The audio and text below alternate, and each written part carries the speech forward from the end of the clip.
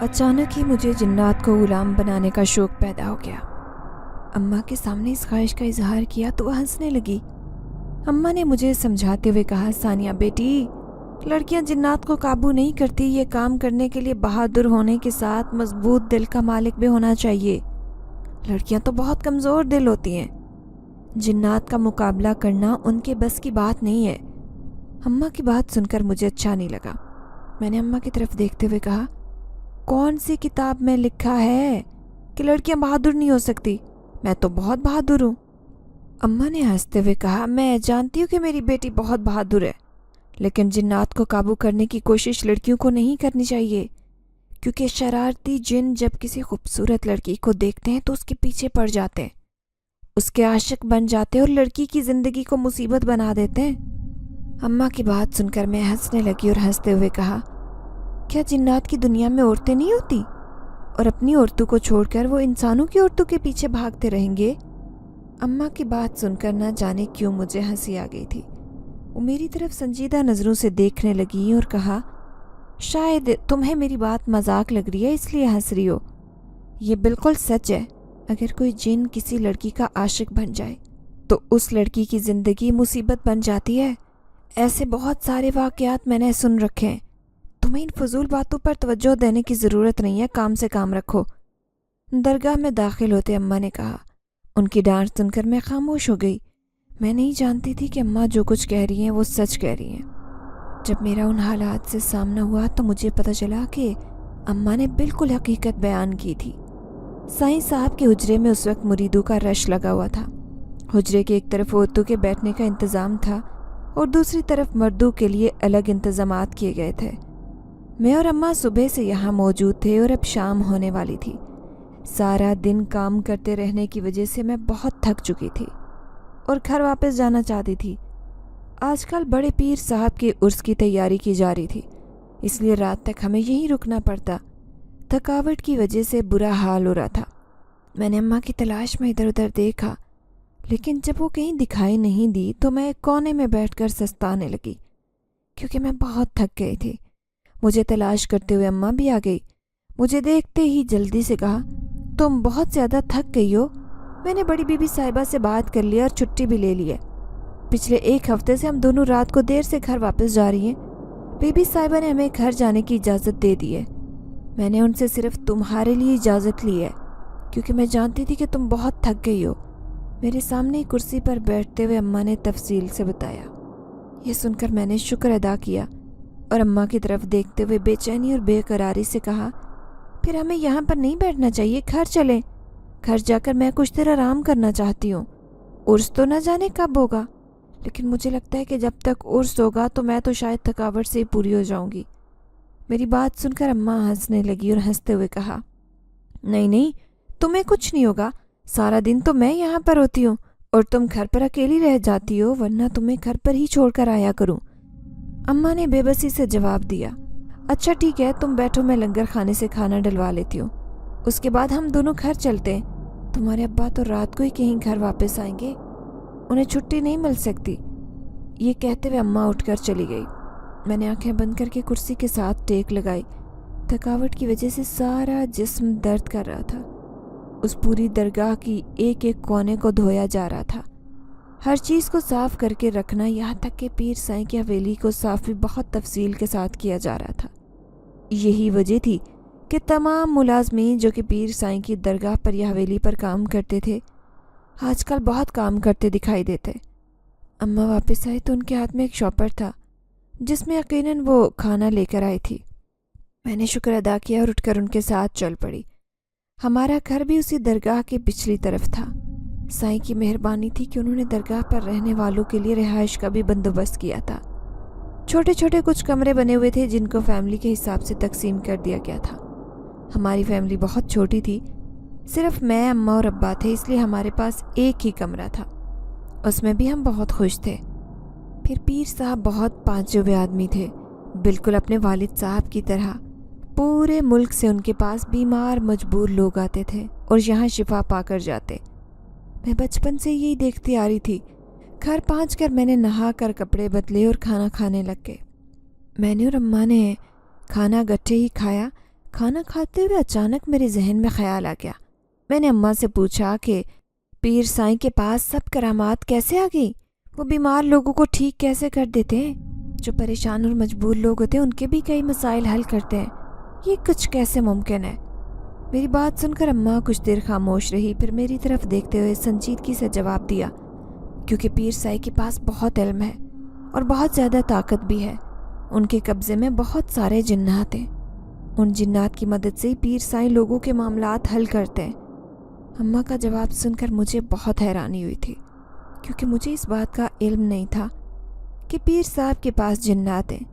حیران ہوتے ہوئے اماں سے پوچھا کہ کوئی انسان بھلا جنات کو کیسے اپنے پاس رکھ سکتا ہے؟ میرا سوال سن کر اماں ہنسنے لگی تھی۔ جنات کبھی بھی کسی انسان کے ساتھ نہیں رہتے، بلکہ طاقتور اور مضبوط دل کے انسان مختلف عمل کر کے جنات کو قابو میں کر لیتے ہیں، پھر ان سے اپنے کام کرواتے ہیں۔ پیر سائی نے بھی جنات کو قابو کرنے کے لیے بہت سے عملیات کیے ہیں۔ اماں نے سمجھانے والے انداز سے کہا، سننے میں تو یہ سب کچھ بہت حیرت انگیز تھا، لیکن مجھے یہ جان کر کہ پیر سائی کے قبضے میں جنات ہیں، میری نظر میں پیر سائی کی عزت اور بڑھ گئی۔ بستر پر لیٹ کر میں جنات کے بارے میں سوچنے لگی۔ میرے ذہن میں پچھلے کئی روز سے خیال آ رہا تھا کہ اگر میرے قبضے میں جنات ہوں تو میں بھی بہت طاقتور ہو جاؤں۔ سارا دن پیر سائی کی درگاہ اور حویلی میں کام کرتے ہوئے بڑی بی بی صاحبہ اور چھوٹی بی بی صاحبہ سے ہزاروں باتیں بھی سننا پڑتی۔ اگر میرے قبضے میں بھی جنات ہوں تو معاشرے میں میری عزت ہو، سب مجھ سے ڈریں، مجھے کسی سے ڈرنے کی ضرورت پیش نہ آئے۔ یہ خیال اچانک میرے ذہن میں آ گیا۔ میں اس پر غور کرنے لگی، لیکن یہ مجھے ممکن نہیں دکھائی دے رہا تھا، کیونکہ اماں نے بتایا تھا کہ جنات کو قابو کرنے کے لیے بہت سے ایسے عمل کرنے پڑتے ہیں جن کو کرنے کا کوئی انسان تصور بھی نہیں کر سکتا۔ اپنے اس خیال کو جھٹکتے ہوئے میں سونے کے لیے لیٹ گئی۔ اگلی صبح معمول کے مطابق تھی، لیکن حویلی میں کام کرتے ہوئے میرے ذہن میں بار بار ایک ہی خیال آ رہا تھا کہ اگر جنات میرے قبضے میں آ جائیں تو میں بھی طاقتور اور عزت دار بن سکتی ہوں، یہاں تک کہ میں بہت امیر ہو جاؤں گی۔ نہ جانے کیوں یہ خیال میرے ذہن میں جڑ پکڑ چکا تھا، اور میں اپنے ساتھ کام کرنے والی عورتوں سے مختلف سوال کرتی اور جنات کے حوالے سے اپنی معلومات میں اضافہ کرتی۔ جو بات میرے ذہن میں آتی وہ اماں یا ابا سے پوچھ لیتی، وہ دونوں اپنی سمجھ بوجھ کے مطابق جواب بھی دے دیتے۔ آہستہ آہستہ میرا ارادہ پختہ ہو رہا تھا، لیکن میرے پاس کوئی طریقہ نہیں تھا، اور نہ ہی میں جانتی تھی کہ مجھے کیا کرنا ہوگا۔ درگاہ میں عرس شروع ہو چکا تھا۔ 3 دن کا عرس تھا۔ پورے ملک سے زائرین جمع ہو رہے تھے۔ ان دنوں سر کو جانے کی بھی فرصت نہیں تھی۔ ان دنوں میں حویلی میں عورتوں کی آمد و رفت زیادہ تھی۔ پیر قدرت اللہ کی بیوی اور والدہ اپنی خاص مرید عورتوں سے ملاقات کرتی۔ ہر عورت کے لیے حویلی کا دروازہ نہیں کھولا جاتا تھا۔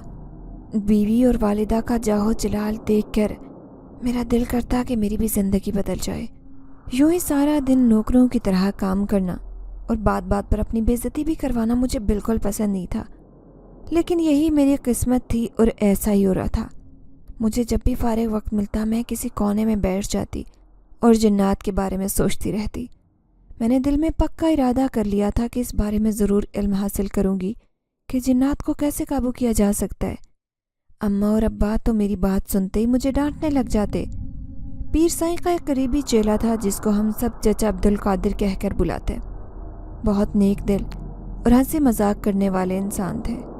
میرے ذہن میں بار بار ان کا ہی خیال آتا، اور اس ختم ہونے کے بعد اس کی طرف سے مکمل طور پر میں متوجہ ہو گئی تھی۔ کوشش کرتی کہ اپنا زیادہ وقت چچا کے آس پاس ہی گزاروں۔ ایک روز باتوں ہی باتوں میں نے چچا سے جنات کو قابو کرنے کے بارے میں پوچھا۔ انہوں نے بھی اماں کی طرح ہنسنا شروع کر دیا۔ وہ بھی مجھے یہی سمجھا رہے تھے کہ جنات کو قابو کرنا کسی لڑکی کے بس کی بات نہیں ہے۔ ہاں، اگر کوئی تمہیں اپنا غلام جن دے دے تو پھر تمہاری یہ خواہش پوری ہو سکتی ہے۔ چچا کا جواب سن کر تو میں یہی سوچنے لگی کہ بھلا مجھے کیوں کوئی اپنا غلام جن دے گا؟ اتنی محنت کرنے کے بعد کسی دوسرے کو دے دینا آسان نہیں ہوتا۔ میں چچا قادر کے سامنے بار بار اپنی خواہش کا اظہار کرتی۔ میں نے چچا سے کہا، صرف ایک بار وہ مجھے بتا دیں کہ میں کیسے جنات کو قابو کر سکتی ہوں۔ اگر مجھے مشکل لگا تو میں چھوڑ دوں گی۔ میرے مجبور کرنے پر چچا نے کہا کہ میں تمہیں ایک کتاب دوں گا، وہ پڑھ لینا۔ اگر تمہیں ایسے لگے کہ تم یہ عمل کر سکتی ہو تو ٹھیک ہے، ورنہ اس کو بھول جانا۔ چچا کی بات سن کر میں بہت خوش ہوئی۔ अम्मा को भी बताया। अम्मा ने मुझे मना किया और गुस्से से कहा कि मैं अब्दुल कादिर चचा को भी समझाऊंगी, वो तुम्हें ऐसी कोई किताब ना दे। बल्कि वो तो अब्दुल कादिर चचा को ही बुरा भला कहने लगी। और फिर सच में ऐसा ही हुआ। अब्दुल कादिर चचा को देखते ही अम्मा गुस्से में आ गई और इंतहाई गुस्सीले लहजे से कहा, ये तो बच्ची है, आप तो समझदार हैं। अगर इसने ऐसी कोई बात कर भी दी है तो इसे मना करने की बजाय आप कह रहे हैं कि किताब ला देंगे, वहाँ से ये अमल सीखेगी। आपको नहीं पता इसका दिमाग कितना सा है, जिस काम के पीछे पड़ जाए उसके अलावा किसी और के बारे में सोचती भी नहीं है। अम्मा के उसीले लहजे को नज़रअंदाज करते अब्दुल कादिर चचा हंसते हुए कहने लगे, अरे मैं जानता हूँ इसको, बहुत अच्छी तरह से जानता हूँ। 2 साल की थी जब तुम दोनों मियाँ बीवी इसे लेकर इस दरगाह पर आए थे और अब ये 17 साल की हो गई है। 15 साल मेरे सामने ही तो गुजरे इसके। अपने कंधों पर उठाकर इसको साथ खिलाया करता था। अच्छी तरह जानता हूँ, बस तुम देख लो, जब मैं इसे किताब दूंगा उसमें जो अमल लिखे हुए हैं वो पढ़ने के बाद इसके दिल से ये ख्याल ही निकल जाएगा। क्यों फिक्र करती हो तुम? अब्दुल कादिर चचा का जवाब सुनकर अम्मा मुतमईन हो गई और फिर चंद रोज़ बाद ही चचा ने एक पुरानी सी किताब मेरे हवाले कर दी, जिसकी ऊपर वाली जिल्द नहीं थी। इंतहाई बोसीदा और पुरानी किताब थी। सफ़ेद सफ़ेद के बजाय पीले रंग के हो चुके थे। देखने में ही अंदाज़ा लगाया जा सकता था कि ये किताब बहुत पुरानी है। मैंने वो किताब अम्मा और अब्बा दोनों से छुपा ली। मैं नहीं चाहती थी कि उन्हें इस किताब के बारे में पता चले, वरना मुझे डांट ही सुनना पड़ती और मुझे मना कर दिया जाता कि मैं किताब ना पढूं। इसीलिए मैंने उसे छुपाना मुनासिब समझा। अब मैं मौके की तलाश में थी कि मुझे फुर्सत मिले और मैं उसको पढ़ सकूं। अब्दुल कादिर चचा ने मुझे बताया कि ये किताब पीर साईं की है और उनकी इजाज़त के बगैर ही वो ये किताब ले आए हैं, क्योंकि वो किसी को भी इस किताब को पढ़ने की इजाज़त नहीं देते। अब मैं और अम्मा शाम से पहले ही दरगाह से वापस आ गई थी। अम्मा जब घर में काम कर रही थी तो मैं बिस्तर पर लेटकर किताब पढ़ना शुरू कर देती। उसमें जिन्नात को काबू करने के लिए मुख्तलिफ अमल बयान किए गए थे जो कि बहुत मुश्किल और डरावने थे। यहाँ तक कि एक रोज़ किताब पढ़ने के बाद मैंने संभाल कर अपने बिस्तर के नीचे रख दी और सो गई। सोते हुए मैंने ऐसा डरावना ख्वाब देखा कि चीखें मारते हुए उठकर बैठ गई। अम्मा और अब्बा भी मेरी चीखों की आवाज़ से जाग उठे। मुझे तसल्ली देने लगे। आहिस्ता आहिस्ता खुद पर काबू पा लिया, लेकिन मेरा खौफ कम नहीं हो रहा था। फिर मैंने खुद को तसल्ली दी कि मुझे हिम्मत नहीं आनी। बहुत सारे अमल पढ़ने के बाद मुझे एक ऐसा अमल पसंद आया जो कि ज़्यादा मुश्किल नहीं था। सब अमल ही रात को करने वाले थे। यहाँ तक कि जिन्नात पर काबू पाने के लिए कुछ अमल ऐसे भी थे जो कब्रिस्तान में बैठकर किए जाते थे, लेकिन मैं ऐसा रिस्क नहीं ले सकती थी। अम्मा और अब्बा तो मुझे एक लम्हे के लिए भी घर से बाहर निकलने नहीं देते थे। चंद रोज़ बाद ही अब्दुल कादिर चचा ने मुझसे किताब की वापसी का मुतालबा किया तो मैं हंसने लगी। मुझे हंसते हुए देखकर वो बहुत हैरान हुए। जब मैंने उन्हें बताया कि मैं एक ऐसा ख़ास अमल करने वाली हूँ, उसके बाद ताकत आ जाएगी, तो वो परेशान हो गए। उन्होंने मुझे बहुत समझाया कि इन मामलात में बाज़ औक़ात इंसान ज़िंदगी से भी हाथ धो बैठता है, लेकिन मुझे यकीन था कि मैं ज़रूर कामयाब हो जाऊँगी। इसीलिए मैंने अब्दुल कादिर चचा को समझाया कि वो परेशान ना हो। मैंने जो अमल मुंतखब किया है वो ज़्यादा मुश्किल नहीं है, मैं बहुत आसानी से कर सकती हूँ। अब्दुल कादिर चचा ने मुझे मना करने की बहुत कोशिश की, लेकिन मैं बाज नहीं आई थी। जब उन्होंने देखा कि मैं बाज आने वाली नहीं तो मुझे कुछ मशवरे भी दिए। अब्दुल कादिर चचा ने मुझसे कहा कि अमल के दौरान मखलूक बहुत तंग करती है। बाज़ औक़ात इंसान इस कदर खौफज़दा हो जाता है और घबरा जाता है कि अमल छोड़कर भाग पड़ता है। अगर तुमने अमल छोड़कर भागने की कोशिश की तो फिर मौत के सिवा कुछ नहीं बचेगा। ये सब कुछ तो मैं किताब में भी पढ़ चुकी थी। इसलिए मैंने उन्हें तसल्ली दी कि ऐसा कुछ नहीं होगा। जब मैं जानती हूँ कि सब कुछ नज़र का धोखा होगा तो फिर मुझे डरने की क्या ज़रूरत है। मुझे अमल करने के लिए कुछ सामान की ज़रूरत थी जो मैंने अब्दुल कादिर चचा से कहा तो उन्होंने वादा किया कि कल ला कर देंगे। मतलूबा सामान का मैं बहुत बेचैनी से इंतज़ार कर रही थी। अगले रोज़ ही चचा सामान लाकर मुझे दे चुके थे। मेरी खुशी का तो कोई ठिकाना ही नहीं था। रात का खाना खाने के बाद हम सब अपने अपने बिस्तर पर लेट गए। अम्मा और अब्बा आपस में बातें कर रहे थे, जबकि मैं उनकी बातों की तरफ बिल्कुल बेतवज्जो नहीं दे रही थी। मेरा सारा ध्यान मेरे अमल की तरफ था जो कि रात को 12 बजे के बाद शुरू होना था। बातें करते करते अम्मा अब्बा सो गए। मैं जानती थी कि अब वो सुबह ही उठेंगे, इसलिए मुझे कोई फिक्र नहीं थी। अम्मा और अब्बा के सोने के बाद आराम से मैं सामान उठाई कमरे से निकल आई। ये अमल दरख्त के नीचे बैठकर करना था। हमारे सहन में ही दरख्त लगा हुआ था, इसलिए मुझे घर से बाहर जाने की ज़रूरत नहीं थी। मैंने तो जानबूझकर उस जगह का इंतखाब किया था जिसमें मैं किसी को दिखाई ना दूँ, यानी कि तने के पीछे बैठकर अमल करना शुरू कर दूँ। अगर अम्मा या अब्बा में से कोई दरवाजे से निकलता है तो उसे मैं दिखाई नहीं देती, क्योंकि मैं तो दरख्त के एक तने के पीछे छुपी हुई थी। मैंने अपने सामने मतलूबा सामान रखा, क्योंकि अमल में लिखा हुआ था कि एक काले रंग की बोतल, अगरबत्ती, मिट्टी की हांडी में ख़ास किस्म का सफ़ूफ डालकर बिल्कुल अपने सामने रखना था। किताब में जो मखसूस अल्फाज लिखे थे वो पढ़ने के बाद मिट्टी की हांडी पर फूंकना था। ये अमल 40 रोज़ का था। हर रोज़ मिट्टी की हांडी पर फूंकने के बाद वो सफ़ूफ गर्म होना शुरू हो जाएगा, फिर आहिस्ता आहिस्ता उबलने लगेगा। जब वो इतना उबल जाएगा कि हांडी से बाहर गिरने लगे तो उससे पहले धुएं की शक्ल में कोई जिन मेरे सामने आ जाएगा। मैंने जल्दी से काले रंग की बोतल में भरना है। देखने में तो वो धुआं होगा, लेकिन वो धुआं नहीं, जिन होगा। सारा अमल मुझे ज़ुबानी याद हो चुका था, लेकिन फिर भी किताब मैंने अपने पास रखी थी। अंधेरे में मुझे डर लग रहा था, लेकिन मैंने अपने डर पर काबू पा लिया, क्योंकि मैं जानती थी कि अगर मैं डर गई तो नाकाम हो जाऊंगी। सबसे पहले मैंने अपनी ज़मीन पर हिसार खींचा, उस दायरे के दरमियान बैठ गई और अपना सारा सामान सामने रखा और वही अल्फाज पढ़ना शुरू कर दिए जो कि किताब में लिखे हुए थे। फजर की अजान तक मैं दरख्त के नीचे बैठी रही और वही अल्फाज पढ़ती रही जो उस अमल का ख़ास वजीफ़ा थे। कुछ भी नहीं हुआ। अजान से पहले मैंने आराम से सारा सामान समेटा और कमरे में आ गई। अम्मा और अब्बा अभी तक सो रहे थे। मुझे यह अंदेशा ज़रूर था कि किसी दिन दोनों में से एक की भी आँख खुल गई और मुझे बिस्तर पर नहीं देखा तो परेशान हो जाएंगे। इसलिए मैंने सोच लिया था कि अपने बिस्तर के नीचे तकिया रखकर कवर कर दूंगी, ताकि जब वो कंबल हटाकर ना देखें जब तक उन्हें इस बात का पता ही न चले कि मैं कंबल के नीचे नहीं हूँ। लेकिन फिर भी रिस्क था। अगर वो जाग जाते और इस बात का पता चल जाता कि मैं कमरे में नहीं हूँ तो दोनों बहुत परेशान होते। मेरे पास उसका कोई हल नहीं था। एक बार मेरे जहन में आया कि मैं रात की चाय में नींद की गोलियाँ मिलाकर दोनों को खिला दिया करूँ। मैं ऐसा नहीं कर सकी थी, क्योंकि अम्मा और अब्बा दोनों ही अक्सर बीमार रहते। ऐसे में नींद की गोलियां उन पर बहुत बुरे असरात मुरतब करती। मुझे अमल करते हुए 1 हफ्ता गुजर चुका था। अभी तक कुछ भी नहीं हुआ था, लेकिन हांडी में पड़ा सफ़ूफ जो कि सिर्फ 1 चुटकी भर के मैंने डाला था, अब मिट्टी की हांडी के पैंदे में दिखाई देने लगा था। इसका मतलब था कि मेरा अमल कामयाब जा रहा है।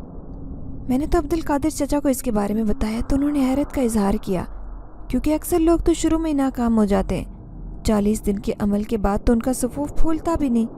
उबाल आना तो बहुत दूर की बात है। अब्दुल कादिर चचा की बात सुनकर मुझे बहुत खुशी हुई थी, ये जानकर कि मेरा अमल कामयाब जा रहा है। मेरा हौसला बढ़ गया था। अमल करते हुए मुझे 20 दिन गुजर गए, लेकिन सिवाय हांडी में उबाल आने के कोई और वाक़या पेश नहीं आया था। आहिस्ता आहिस्ता सफ़ूफ हांडी में ऊपर को आ रहा था। इसका मतलब था कि हांडी में उबाल आ रहा है। अमल के 30 रोज़ गुजर गए, बिल्कुल खैर आफियत से गुजरे। अम्मा और अब्बा को भी इस बात का पता नहीं चला कि मैंने इंतहाई ख़तरनाक अमल शुरू किया हुआ है। मेरे जहन में कई बार ख्याल आया कि मैं अम्मा को बता दूं, लेकिन जानती थी कि वो पूरी रात सो नहीं सकेंगी। बार बार खिड़की से झांक कर देखेंगी कि ये मेरे अमल में रुकावट के बराबर होगा। इसलिए मैंने कोई बात नहीं की। आज अमल का 31वां दिन था। मैं पहले की तरह ही बहुत मुतमईन थी, लेकिन जैसे ही मैंने अमल शुरू किया, अजीब व गरीब किस्म की आवाज़ें सुनाई देने लगी। ये आवाज़ें मुझे मखसूस अल्फाज पढ़ने में रुकावट पैदा कर रही थी। मैंने दोनों कानों पर हाथ रख लिए, लेकिन फिर भी कोई फ़र्क नहीं पड़ा। आवाज़ ऐसी थी जैसे बहुत ज़्यादा मक्खियाँ भिनभिना रही हों, लेकिन रात के उस अंधेरे में मक्खियों के भिनभिनाने की कोई वजह नहीं हो सकती थी। मुझे अंदाज़ा हो गया था कि अब मेरे रास्ते में रुकावट डालने की कोशिश शुरू हो चुकी है। मैंने अपना ध्यान आवाज़ की तरफ से हटा लिया और मखसूस अल्फाज अपनी ज़ुबान से अदा करती रही। आज तो हांडी में उबाल भी आ रहा था, यहाँ तक कि उस सफ़ूफ के उबलने की आवाज़ भी बहुत वाज़ेह सुनाई दे रही थी। मैं दिल ही दिल में बहुत खुश थी कि मेरा अमल अब तक कामयाब था। मैं नहीं जानती थी कि आगे भी मुझे कामयाबी मिलेगी या नहीं, लेकिन मैं बहुत पुरुम्मीद थी। जैसे ही अमल शुरू करती मुझे मुख्तलिफ आवाज़ें सुनाई देने लगती। मैं बहुत तवज्जो से पढ़ रही थी। जब मुझे अम्मा की आवाज़ सुनाई दी, मुझे तलाश कर रही थी। अम्मा की आवाज़ सुनते ही मेरे रोंगटे खड़े हो गए, क्योंकि उन्हें इस बात का पता चल गया था कि मैं कमरे में नहीं हूँ। اور میری غیر موجودگی میں وہ دونوں پریشان ہو جاتے۔ پھر وہی ہوا، کچھ دیر بعد ابا نے بھی مجھے آوازیں لگانا شروع کر دی۔ میرا جی چاہ رہا تھا کہ میں عمل چھوڑ دوں، یعنی پڑھنا چھوڑ دوں، انہیں آواز دوں اور بتاؤں کہ میں بالکل محفوظ ہوں اور آرام سے سو جائیں، لیکن اگر میں ایسا کرتی تو میرا عمل ٹوٹ جاتا۔ اس لیے میں نے انہیں کوئی جواب نہیں دیا اور تیزی سے الفاظ ادا کرنے لگی۔ اچانک ہر طرف خاموشی چھا گئی۔ مجھے ایسے لگ رہا تھا کہ اماں اور ابا کمرے سے بھی باہر نکل آئیں گے اور مجھے باہر صحن میں ہی تلاش کریں گے، لیکن بالکل خاموشی تھی۔ وہ دونوں کمرے سے باہر نہیں آئے تھے۔ مجھے سمجھ آ گئی کہ یہ آوازیں مجھے اماں اور ابا نہیں دے رہے تھے، بلکہ میرے عمل میں رکاوٹ ڈالی جا رہی تھی۔ میں کامیابی کے بالکل قریب تھی، اس لیے مجھے بہت خطرناک مسائل کا سامنا کرنا پڑ رہا تھا۔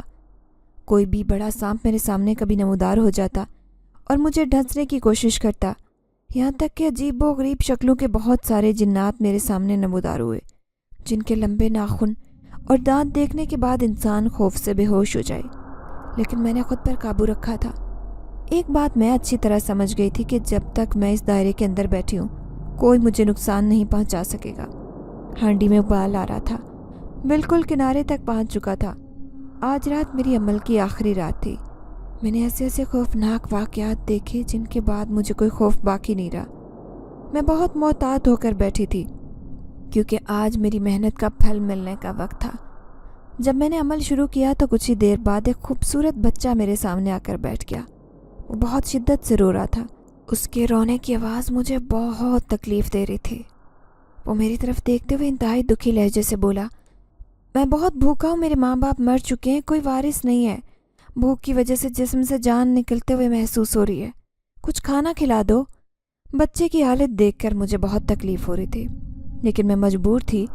میں اس حصار سے باہر نہیں جا سکتی تھی۔ بچہ شدت سے رو رہا تھا، بار بار کھانا مانگتا۔ میں بہت مجبور تھی۔ بچے کی حالت دیکھ کر میرا دل بھی خون کے آنسو رو رہا تھا کہ بچہ میری نگاہوں کے سامنے سے غائب ہو گیا۔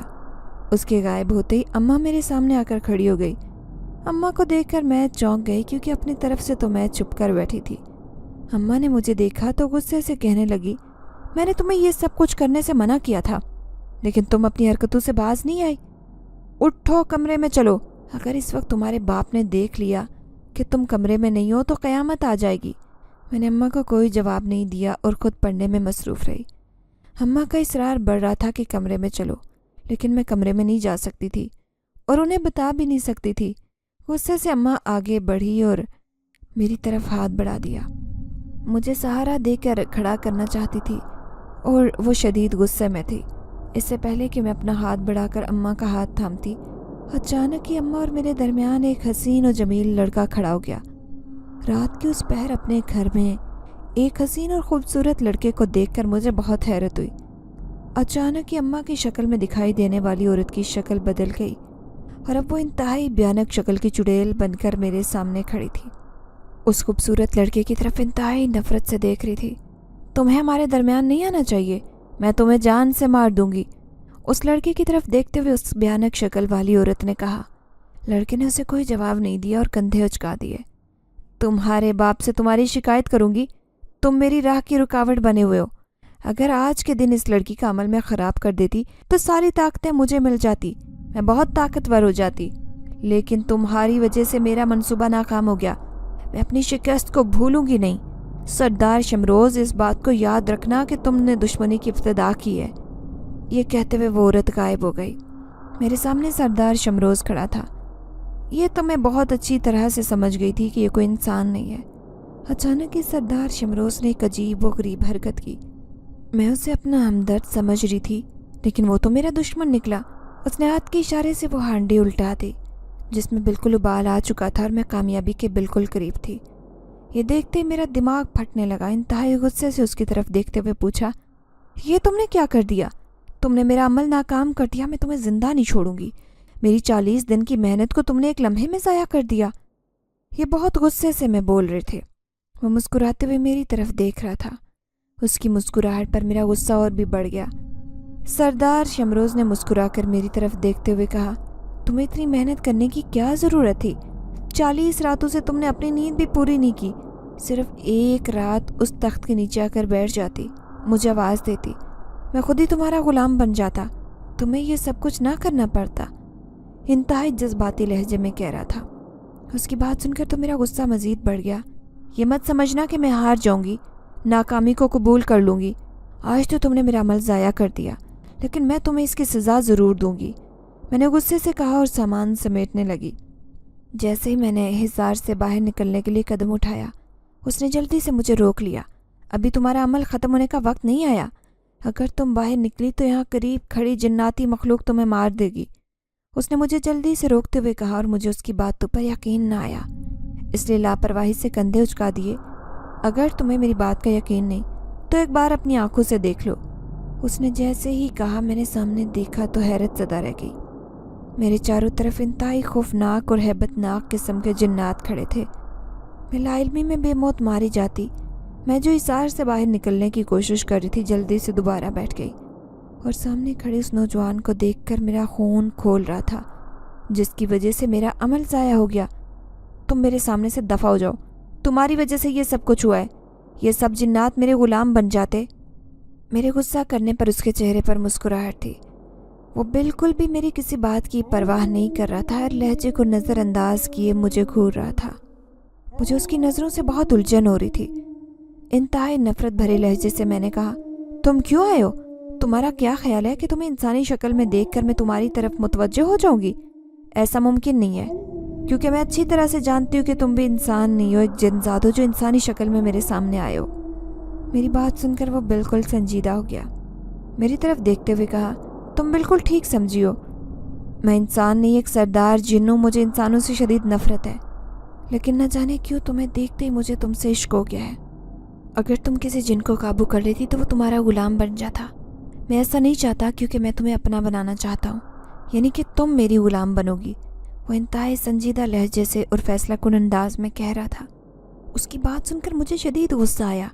میں نے غصے سے کہا کہ مجھے لگتا ہے سردار صاحب کا دماغ خراب ہو گیا ہے، مجھے تمہارا غلام بننے کی کیا ضرورت ہے؟ تم نے میرا جو عمل ناکام کیا ہے، میں خاموشی سے نہیں بیٹھوں گی، بلکہ اگلی بار میں عمل صرف تمہارے لیے کروں گی، تم میرے قابو میں آؤ گے، میرے غلام بنو گے، میں نے انتہائی جذباتی لہجے سے کہا، جسے سننے کے بعد اس کے چہرے پر صرف ہلکی مسکراہٹ آئی۔ اگر میں تمہاری مدد نہ کرتا تو اس وقت تک یہ جنات تمہاری بوٹیاں بوٹیاں کر چکے ہوتے، تمہاری لاش بھی تمہارے والدین نہ پہچان سکتے، لیکن میں نے تمہیں حصار سے باہر نکلنے سے منع کیا تاکہ تمہاری زندگی بچ سکے۔ تمہیں تو میرا احسان مند ہونا چاہیے۔ میرے جذباتی لہجے پر سردار جن نے انتہائی نرم لہجے سے کہا، یہ بات تو بالکل ٹھیک کہہ رہا تھا، اس نے مجھے مرنے سے بچایا تھا اور یہ نیکی اس کی بھولنے والی نہیں تھی، اسی لیے میں نے دھیمے لہجے سے کہا، تمہارا شکریہ، تم نے میری جان بچائی، جو تم نے میرا نقصان کیا وہ بھی ناقابل تلافی ہے۔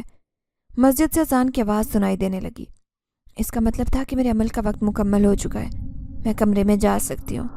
خاموشی سے کمرے میں آئی، وہ اب تک باہر درخت کے نیچے ہی کھڑا تھا، اور جتنے جنات مجھے ارد گرد نظر آ رہے تھے وہ بھی غائب ہو گئے۔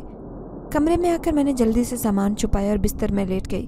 کچھ ہی دیر بعد اماں اٹھ کر بیٹھ گئی، ابا بھی جاگ گئے۔ اماں وضو کر کے آئی تو مجھے بھی جگایا تاکہ نماز پڑھ لوں۔ مجھے بہت نیند آ رہی تھی، لیکن میں اٹھ گئی اور وضو کر کے نماز ادا کی، اور اپنی ناکامی پر مجھے بہت تکلیف تھی اور شدید غصہ بھی۔ وہ حسین و جمیل سردار جن اگر میرے قابو میں آ جاتا تو اس کی گردن ہی توڑ دیتی، کیونکہ مجھے اس سے شدید نفرت ہو رہی تھی۔ درگاہ پہنچ کر عبد القادر چچا کو تلاش کیا، وہ کسی ضروری کام میں مصروف تھے۔ مجھے دیکھتے ہی جلدی سے پوچھا، کیا بنا، کوئی کامیابی ملی؟ میں نے انہیں سچ بتا دیا، جسے سننے کے بعد وہ حیرت سے میری طرف دیکھنے لگے۔ کیا تم سچ کہہ رہی ہو؟ اگر تم سچ کہہ رہی ہو تو پھر تمہیں اس سردار جن کا شکریہ ادا کرنا چاہیے، احسان مند ہونا چاہیے، کیونکہ عمل کی ناکامی تمہاری موت تھی، اس نے تمہیں مرنے سے بچایا ہے۔ چچا عبد القادر کی بات سن کر مجھے غصہ آ گیا۔ میں نے انتہائی غصے سے کہا، مجھے مرنے سے ضرور بچایا، لیکن میرا عمل بھی تو ناکام کیا اسی نے، اگر وہ ایسا نہ کرتا تو میں کامیاب ہو جاتی۔ میری بات سن کر چچا عبد القادر میرے چہرے کی طرف توجہ سے دیکھتے رہے، پھر انتہائی نرم لہجے سے کہا، اس بات کی کوئی گارنٹی نہیں تھی کہ تم کامیاب ہوتی یا نہیں، جب تک دھواں تمہارے سامنے نہیں آتا اور تم اسے بوتل میں بند نہیں کرتے تب تک تم اسے کامیابی نہیں کہہ سکتی تھی۔ اب اللہ بہتر جانتا ہے کہ تم کامیاب ہوتی یا نہ ہوتی، لیکن اس سردار جن نے تمہیں دوسری زندگی دی ہے، ورنہ جنات تمہارا وہ حشر کرتے کہ تم کبھی خواب میں بھی نہیں سوچ سکتی تھی۔ عبد القادر چچا نے مجھے سمجھاتے ہوئے کہا، میرا غصہ کسی طرح سے کم نہیں ہو رہا تھا، مجھے اس سردار جن پر اتنا غصہ تھا کہ اسے قتل کرنے کا موقع ملتا تو میں وہ بھی کر دیتی۔ شام ہونے سے پہلے میں اور اماں درگاہ سے لوٹ آئی۔ अब्बा तो शाम के वक्त ही आते, बल्कि अक्सर रात ही हो जाती। जब हम घर पहुँचे तो कमरे का मंजर देखकर अम्मा और मैं दोनों हैरत ज़दा रह गई, क्योंकि अमल करने के लिए जो सामान मैंने इस्तेमाल किया था वो चचा अब्दुल कादिर ने जो मुझे किताब दी थी वो सामने फर्श पर पड़े थे। सामान देखकर अम्मा चौंक गई, हैरत भरी नज़रों से मेरी तरफ देखने लगी। मुझे समझने में देर नहीं लगी कि मेरी गैर मौजूदगी में वही सरदार जिन होगा जिसने अम्मा अब्बा के सामने ये सामान रखा था, क्योंकि मैंने उसे कहा था कि मैं आराम से नहीं बैठने वाली, उसे काबू करने की कोशिश करूँगी। मुझे मज़ीद गुस्सा आ रहा था, लेकिन अम्मा के सामने गुस्से का इजहार नहीं कर सकती थी। अम्मा बार बार हैरत भरी नज़रों से मेरी तरफ देख रही थी, जिस पर मुझे इंतहाई शर्मिंदा लहजे में ये कहना पड़ा कि मैंने ये सामान अब्दुल कादिर चचा से मंगवाया था, ख़ास अमल करना चाहती हूँ। अगर आप दोनों मियाँ बीवी मुझे इजाज़त दें तो मैं अमल कर लूँगी। अम्मा के चेहरे पर शदीद गुस्से के असरात दिखाई दे रहे थे। सामान उठाकर इधर उधर फेंकने लगी और इंतहाई गुस्से से बोली, तुम तो अपनी जान की दुश्मन बन चुकी हो। तुम्हारे जैसी पागल लड़की मैंने पहले कभी नहीं देखी। इसलिए ना चाहते हुए भी मेरी आंखों में आंसू आ गए। मैं खुद को बहादुर समझती थी, लेकिन आज भी अम्मा और अब्बा की डांट सुनने के बाद मुझे रोना आ जाता। मुझे रोते हुए देखकर वो बिल्कुल मेरे करीब आकर खड़ा हो गया। कल की तरह आज भी बहुत हसीन दिखाई दे रहा था। तुम रो रही हो? इतनी जल्दी हार मान ली? मेरा ख्याल था कि इस बार मेरा मुकाबला किसी बहादुर लड़की के साथ है और मुझे मज़ा भी आएगा, लेकिन तुम तो पहली बार में ही हार कर बैठ गई। मेरे सामने खड़ा वो इंतहाई दुखी लहजे से कह रहा था। मैंने अपनी आंखों से आंसू साफ किए और उसकी तरफ देखते हुए कहा, ये सब तुम्हारी वजह से हो रहा है, तुम इसके ज़िम्मेदार हो। अब भी अगर तुमने मेरी जान न छोड़ी तो मैं तुम्हें पीर साईं से कहकर तुम्हें उनका गुलाम बनवा दूंगी, फिर सारी ज़िंदगी उनकी कैद में रहना, उनके हुक्म पर सर झुकाना। सरदार होगी अपने कबीले में, यहाँ तुम्हें गुलाम बनकर ज़िंदगी गुजारना पड़ेगी। मेरी बात सुनकर वो हंसने लगा और हंसते हुए कहा, अगर तुम्हें ऐसे लगता है कि ऐसा कर सकती हो तो कोशिश कर लो, हो सकता है तुम्हें कामयाब भी हो जाए। जब तुम्हारे पीर साईं ने मुझे काबू कर लिया तो मैं उनसे कहूँगा कि मुझे सानिया को गुलाम बना दें, तुम्हें मुफ्त में गुलाम मिल जाएगा, फिर तुम उससे जो मर्जी काम करवाना। उसके लहजे में तंज था जो मुझे साफ और वाज़ेह महसूस हुआ। यहाँ से चले जाओ, तुम्हारी शक्ल नहीं देखना चाहती। आंखें बंद करके दीवार से टेक लगाते मैंने कहा, मैं तो यहाँ से चला जाऊँगा, लेकिन क्या करूँ, इतनी हसीन और ख़ूबसूरत चेहरा मुझे चैन नहीं लेने दे रहा। जी चाह रहा है तुम्हें अपने साथ ले जाऊँ, हर वक्त मेरे सामने रहो। अब की बार वो इंतहाई जज्बाती लहजे से बोला। उसकी बात सुनकर मुझे गुस्सा आया, लेकिन मैंने गुस्से पर काबू रखा और चेहरे पर तंज़िया मुस्कुराहट से जाते हुए कहा, तुम तो इंसान नहीं बल्कि जिन्नात हो। मैं मानती हूँ कि तुम्हें भी अल्लाह ने पैदा किया है, लेकिन शायद तुम्हें इसका इल्म नहीं कि अल्लाह ने इंसान को अशरफुल मखलूक़ात बनाकर दुनिया में भेजा है, और मैं इतनी पागल नहीं कि अपने से कमतर से शादी करूँ। मेरी बात सुनते वो गुस्से में आ गया। तुम्हारे कहने का मतलब है कि मैं कमतर हूँ? उसने इंतहाई गुस्से से पूछा। नहीं नहीं, मैं ये नहीं कहना चाह रही, मैं तो सिर्फ ये बताना चाह रही हूँ कि मैं अशरफुल मखलूक़ात हूँ, मैंने मुस्कुराते हुए कहा। उस वक्त तो वो गुस्से से चला गया, लेकिन मैं नहीं जानती थी कि वो क्या करने वाला है। मेरा ख्याल था कि चंद रोज़ बाद खुद ही मेरी जान छोड़ देगा। अम्मा शदीद गुस्से में थी और नाराज़ भी, मुझसे बात नहीं कर रहे थे। शाम को अब्बा घर आए तो अम्मा ने उन्हें भी सब कुछ बता दिया। अब्बा भी गुस्सा हुए और वो किताब भी मुझसे छीन ली। वक्ती तौर पर मैंने खामोशी इख्तियार की, क्योंकि मैं अम्मी और अब्बा को इससे ज़्यादा नाराज़ नहीं कर सकती थी। रात को बिस्तर पर लेटकर अपने अमल की नाकामी के बारे में सोच रही थी। आज 40 रातों बाद मैं बहुत पुरसुकून थी, क्योंकि मैंने पूरी रात सोना था। उन 40 रातों में बहुत कम नींद ली थी। सुबह मुकर्ररा वक्त पर उठना पड़ता, इसलिए बिस्तर पर लेटते ही कुछ देर तो मैं सोचती रही, फिर नींद में खो गई। सोए हुए कुछ ही देर गुजरी थी कि मुझे अपने आसपास खुशबू महसूस होने लगी। इतनी तेज़ खुशबू थी कि सांस लेने में भी मुश्किल हो रही थी। जब सांस झलक में अटकने लगा तो मैंने जल्दी से आंखें खोली और लंबे लंबे सांस लेने लगी। सामने का मंजर देखकर तो मेरी आंखें हैरत से फटी की फटी रह गई, क्योंकि मैं बिस्तर पर नहीं थी। एक बहुत खूबसूरत कमरा था और फूलों से सजा ये कमरा मैं पहली बार देख रही थी। ऐसे लगा जैसे कोई ख्वाब देख रही हूँ। कमरे में खूबसूरत फूल सजे हुए थे, जिनकी खुशबू से कमरा महक रहा था। मैं इधर उधर देखने लगी, कुछ समझ नहीं आ रही थी कि कहाँ आ गई हूँ। मैंने बेड से नीचे पाँव रखा तो अचानक सरदार जिन नमूदार हुआ। वो बहुत खुश दिखाई दे रहा था।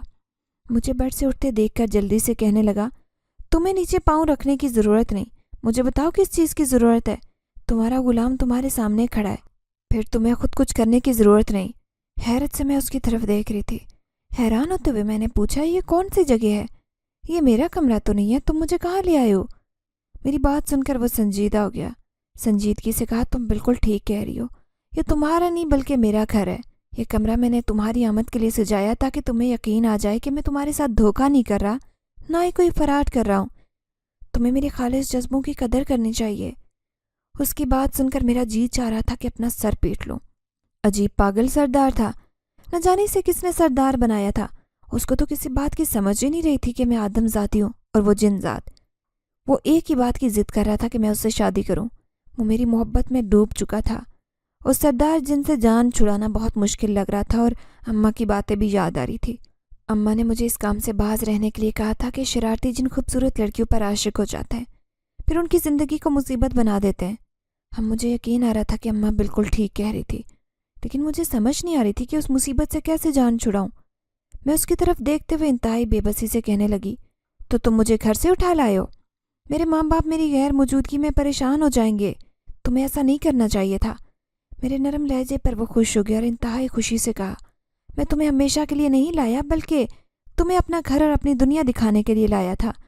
تم سیر کرو اور پھر واپس اپنے گھر چلی جانا۔ میں تمہارے گھر اپنے والدین کے ساتھ آؤں گا۔ جیسے تمہاری دنیا میں شادیاں کی جاتی ہیں بالکل ویسے ہی کروں گا، تاکہ کسی کو اعتراض نہ ہو۔ وہ تو نہ جانے کتنے لمبے عرصے کی منصوبہ بندی کر رہا تھا۔ اس وقت اس سے الجھنا مناسب نہیں تھا، اس لیے اس کے کہنے پر اٹھ کر میں کمرے سے باہر آ گئی۔ یہ بہت بڑا گھر تھا، ایسا گھر تو میں نے کبھی خواب میں بھی نہیں دیکھا تھا۔ پیر سائیں کی حویلی بھی بہت بڑی تھی، لیکن یہ گھر تو حویلی سے بھی بڑا تھا۔ یہ بہت زیادہ خوبصورت اور بڑا سا گھر دیکھ کر میں حیران رہ گئی۔ میں نے سردار جن سے پوچھا کہ اس کے ساتھ اس گھر میں اور کون کون رہتا ہے، جس پر وہ ہنسنے لگا اور ہنستے ہوئے کہا، یہ گھر بھی میں نے صرف تمہارے لیے بنایا ہے، کیونکہ ہمیں اس طرح کے گھروں کی ضرورت نہیں ہوتی۔ اس کی بات سن کر میں بہت حیران ہوئی۔ جب میں نے گھر کو باہر نکل کر دیکھا تو مجھے ایسے لگا کہ میں کسی جنگل میں آ گئی ہوں، کیونکہ یہاں پر صرف درخت ہی درخت اور جھاڑیاں اگی تھی، دور تک انسانی آبادی کے آثار نہیں تھے۔ میرے چہرے پر فکر مندی اور حیرت کے اثرات دیکھ کر سردار جن نے مجھ سے کہا کہ جنات انسانوں سے دور جنگلوں میں بستے، اس لیے یہ ایک ہی جنگل ہے جہاں ہم آباد ہیں۔ اس نے مجھے جنگل کی سیر بھی کروائی۔ بہت خوفناک جنگل تھا۔ صبح ہونے سے پہلے وہ مجھے میرے گھر چھوڑ گیا۔ میں بہت تھک گئی تھی اس لیے سو گئی، لیکن میں نے اس عاشق جن ذات کے بارے میں فیصلہ کر لیا تھا۔ اس میں کوئی شک نہیں تھا کہ وہ بہت خوبصورت تھا، لیکن میں انسان تھی تو اس سے شادی نہیں کر سکتی تھی۔ پہلی بار اس کے گھر گئی تو اس نے مجھے خوبصورت بیگ تحفے میں دیا، جسے میں نے بستر کے نیچے چھپا دیا، اور میں بھول گئی کہ میں نے عبدالقادر چچا سے سردار جن کے بارے میں بات کی تھی۔ اسے سن کر وہ پریشان ہو گئے۔ انتہائی فکر مندی سے کہا کہ اب اس بارے میں پیر سائیں صاحب سے بات کرنی پڑے گی، انہیں سب سچ بتانا پڑے گا۔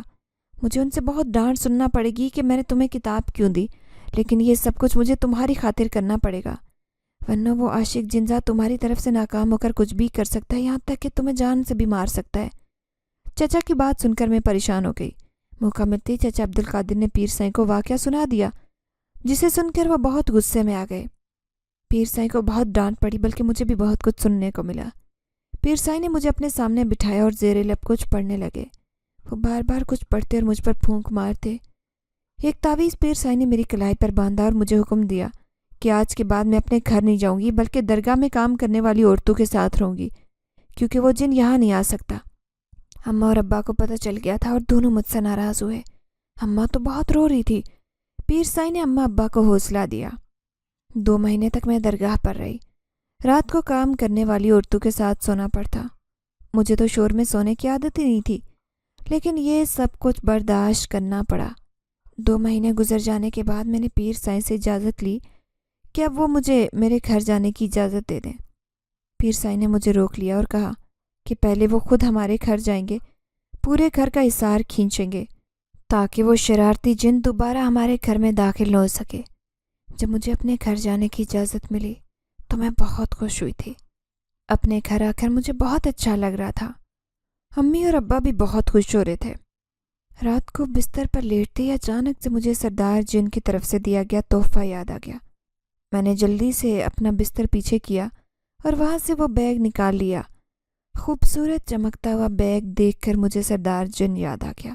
اگر وہ انسان ہوتا تو میں کبھی بھی اس کی محبت سے انکار نہ کرتی۔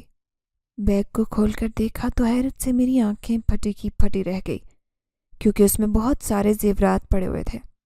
سونے چاندی کے زیورات دیکھ کر مجھے یقین نہیں آ رہا تھا۔ میں نے امی ابا کو جگا دیا، اور سب کچھ ان کے سامنے کر دیا، جنہیں دیکھ کر ان کی آنکھیں بھی حیرت سے پھیل گئی تھی۔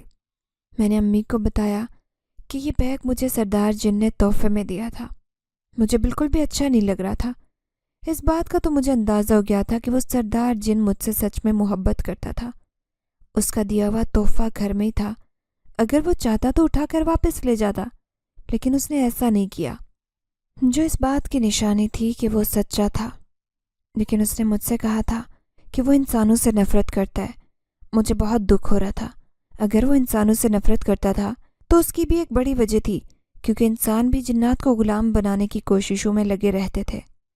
مجھے اپنی سوچ پر بہت شرمندگی ہو رہی تھی۔ دل ہی دل میں نے اپنے رویے کی معافی بھی مانگی۔ پھر بہت جلد ہم نے وہ شہر چھوڑ دیا تھا اور دوسرے شہر میں جا کر آباد ہو گئے تھے۔ ان زیورات کا ابا نے کاروبار شروع کر دیا تھا۔ اب ہمیں روٹی کی خاطر کسی کے سامنے ذلیل نہیں ہونا پڑتا تھا۔